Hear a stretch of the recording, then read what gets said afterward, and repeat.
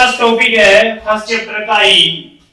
अपन ने देखो आवेश के बारे में पढ़ लिया, विद्युत क्षेत्र के बारे में पढ़ लिया। अब अपने पास टॉपिक आता है विद्युत द्विध्रुव, इलेक्ट्रिक डाइपोल। विद्युत द्विध्रुव, विद्युत द्विध्रुव क्या है देखिएगा, पहले डेफिनेशन सुन लो कि दो अल्प दूरी पर रखे हुए आवेश जिनका परिमाण समान हो लेकिन प्रकृति क्या हो, विपरीत हो, तो जो वो व्यवस्था होगी वो कहलाएगी विद्युत द्विध्रुव। वापस सीधे सिंपल में बोलता हूं, यदि दो परिमाण में समान व विपरीत प्रकृति के आवेश अत्यल्प दूरी पर रखे हुए हो तो वो व्यवस्था कहलाती है विद्युत द्विध्रुव। मान लेते हैं दो आवेश है Q और Q दोनों है, दोनों की प्रकृति क्या है, अलग अलग है, धनात्मक है ऋणात्मक है, दोनों ही क्या है अत्यल्प दूरी पर रखे हुए हैं, तो ये व्यवस्था जो होगी वो कहलाएगी विद्युत द्विध्रुव। ठीक है, कोई दिक्कत?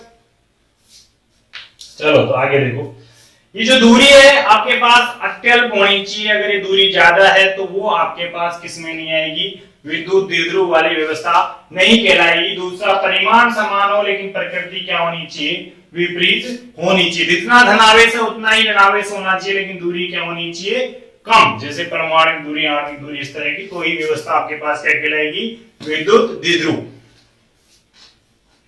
अब विद्युत द्विध्रुव को समझने के लिए, मैथमेटिकल तरीके से समझने के लिए इसके आगे एक वर्ड और जोड़ देते हैं, विद्युत द्विध्रुव आघूर्ण।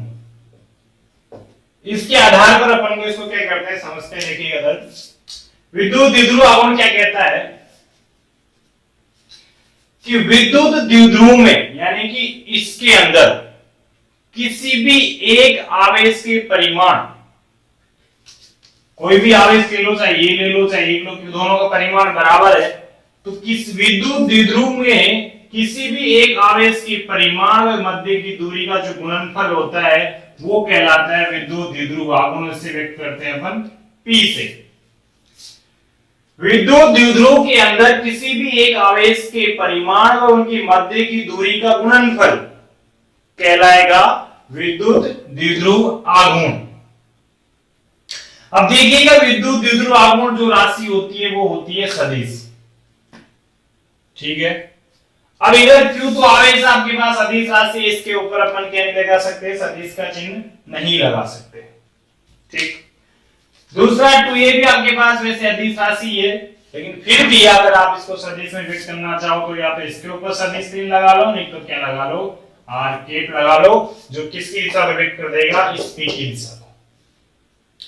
अब जो ये P की दिशा यानी विद्युत द्विध्रुव आघूर्ण की जो दिशा होती है वो होती है नेगेटिव टू पॉजिटिव, यानी कि ऋणावेश से धनावेश। अब ये दिशा किसके विपरीत होगी, अपन ने विद्युत क्षेत्र पढ़ा था, तो विद्युत क्षेत्र की तीव्रता पढ़ी थी, उसके अंदर विद्युत की दिशा किधर थी, धनावेश से ऋणावेश की ओर। ठीक है, लेकिन इसकी जो दिशा होती है विद्युत द्विध्रुव आघूर्ण की वो होती है ऋणावेश से धनावेश की ओर। ठीक, अगर बात करें इसके मात्रक की तो मात्रक देख लो क्या होगा मात्रक में, Q कूलम, दूरी मीटर, मात्रक हो गया क्या, कूलम मीटर। ठीक है, वैसे इसका मात्रक डीवाई भी होता है, आप डीवाई भी लिख सकते हो। ठीक, और भी आते हैं दो वर्ड, विद्युत द्विध्रुव के अक्ष, दोनों विद्युत द्विध्रुव के अंदर दोनों आवेशों को मिलाने वाली जो रेखा होती है वो विद्युत द्विध्रुव की अक्ष कहलाती है, यानी ये रेखा है जो क्या कहलाएगी, विद्युत द्विध्रुव की अक्ष। एक होती है विद्युत द्विध्रुव की अक्ष निरक्ष, तो निरक्ष क्या हो जाएगी, दोनों आवेशों को मिलाने वाली रेखा के मध्य विद्युत से गुजरने वाली लंबवत जो रेखा होगी वो विद्युत द्विध्रुव क्या कहलाएगी, निरक्ष कहलाएगी। ठीक है, चलो तो छोटा सा टॉपिक है, वो बड़ा टॉपिक नहीं है, इस पर और आगे मैं क्या नाम से थ्योरी करके लिख देता हूं, उसको तुम नोट कर लेना, फिर आगे चलते हैं। ठीक है, तो विद्युत द्विध्रुव क्या हो गया आपके पास कि यदि दो बराबर परिमाण विपरीत प्रकृति के आवेश जिनका मान एक हो लेकिन प्रकृति क्या हो, अलग अलग हो, बहुत अल्प दूरी पर, यानी कि दूरी जो इन दोनों के मध्य की दूरी है वो बहुत कम होनी चाहिए, तो जो वो व्यवस्था होगी वो कहलाएगी विद्युत द्विध्रुव। विद्युत द्विध्रुव के अक्ष की बात करें तो इन दोनों आवेशों को मिलाने वाली जो रेखा होगी ये क्या कहलाएगी, इसकी अक्ष हो जाएगी। और निरक्ष की बात करें तो इसकी अक्ष के लंबवत या दोनों आवेशों को मिलाने वाली रेखा के मध्य बिंदु से गुजरने वाली लंबवत रेखा क्या कहलाएगी, उसकी निरक्ष कहलाएगी। यानी ये रेखा तो आपके पास अक्ष रहेगी और इसके मध्य से यहां से गुजरने वाली जो रेखा होगी लंबवत वो होगी इसकी निरक्ष। ठीक है। विद्युत द्विध्रुव आघूर्ण की बात करें तो इस व्यवस्था के अंदर किसी भी एक आवेश के परिमाण और मध्य की दूरी का गुणनफल जो होगा विद्युत द्विध्रुव आघूर्ण कहलाएगा। इसे अपन P से व्यक्त करेंगे। P बराबर आपके पास हो जाएगा Q गुणा 2, ये एक सदिश राशि होती है, इसकी दिशा जो होगी आपके पास ऋणावेश से धनावेश की ओर होगी। ठीक है। इसका जो मात्रक होगा कूलम मीटर हो जाएगा, सेंटीमीटर में समझ लेना। ये C थोड़ा बड़ा रहेगा, M थोड़ा छोटा रहेगा, इसका मतलब ये रहेगा कूलम मीटर। दूसरा मात्रक इसका डिवाई भी हो सकता है और एक डिवाई के अंदर आपके पास 3.3 गुणा 10 की घात -30 कूलम मीटर क्या रहेगा, मान रहेगा। दिशा ऋणावेश से धनावेश की ओर हो जाएगी, ये आपके पास इसकी क्या हो जाएगी, विमा हो जाएगी। ठीक है। चलो तो लिखो इसको, फिर आगे चलते हैं। देखो आपके पास छोटा सा टॉपिक है इसी के अंदर, द्विध्रुवों की भौतिक सार्थकता। कि द्विध्रुवों की भौतिक सार्थकता से क्या तात्पर्य है, देखिएगा इधर। देखो प्रकृति में कुछ अणु ऐसे होते हैं जिनके अंदर धनावेश और ऋणावेश, आपको पता है कोई भी अणु या परमाणु हो उसके अंदर धनावेश भी होगा और ऋणावेश भी होगा। जैसे मान लो ये आपके पास कोई संरचना है, छोटी सी अपन कल्पना कर लेते हैं, और एक आपके पास कुछ इस तरह की संरचना। तो कुछ अणु तो ऐसे होते हैं जिसके अंदर आपके पास धनावेश और ऋणावेश के जो केंद्र होता है, एक परमाणु अपन क्या लेते हैं, विद्युत उदासीन लेते हैं, क्योंकि परमाणु के केंद्र में कौन होता है, नाभिक। नाभिक में कौन होता है, धनावेश। बाहर कौन लगाता है, इलेक्ट्रॉन चक्कर। इनका भी केंद्र कहां पर रहता है, नाभिक में रहता है। यानी धनावेश और ऋणावेश के केंद्र आपके पास क्या रहते हैं, संपाती रहते हैं। जैसे जहां पर धनावेश का केंद्र होगा वहीं पर किसका केंद्र होता है, ऋणावेश का केंद्र होता है।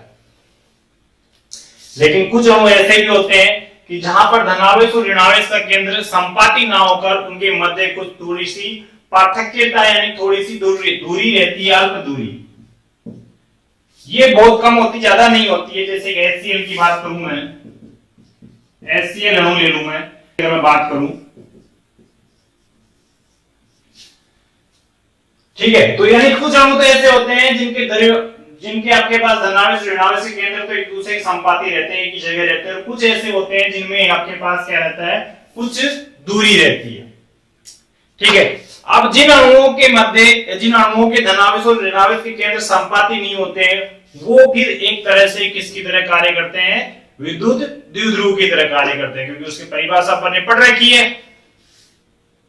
कि दो परिमाण में समान लेकिन विपरीत प्रकृति के आवेश अगर अत्यल्प दूरी पर रखे हुए तो ये कुछ ऐसी संरचना होगी, ऐसी घटना होगी। दूरी अत्यल्प है, परिमाण इनका दोनों क्या है, समान है, लेकिन प्रकृति क्या है, विपरीत है। तो ये जो अणु होते हैं वो कहलाते हैं फिर ध्रुवीय अणु। और आपके पास जो क्या व्यक्त करते हैं, वो विद्युत द्विध्रुव आघूर्ण व्यक्त करते हैं, स्थायी विद्युत द्विध्रुव आघूर्ण व्यक्त करते हैं। अब जो आपके पास धनावेश और ऋणावेश का केंद्र जिनमें क्या था, संपाती था, अब ये नहीं करेंगे क्योंकि इनके मध्य की दूरी है ही नहीं, तो ये आपके पास द्विध्रुव आघूर्ण शो नहीं करेंगे। लेकिन अगर इनको किसी बाह्य विद्युत क्षेत्र में रख दिया जाएगा तो फिर ये दोनों जो धनावेश और ऋणावेश होते हैं उन केंद्र जो है थोड़े से क्या हो जाते हैं, विस्थापित हो जाते हैं, जिससे उनके अंदर भी एक द्विध्रुव आघूर्ण उत्पन्न हो जाता है। वो जो द्विध्रुव आघूर्ण होगा वो कहलाता है प्रेरित द्विध्रुव आघूर्ण।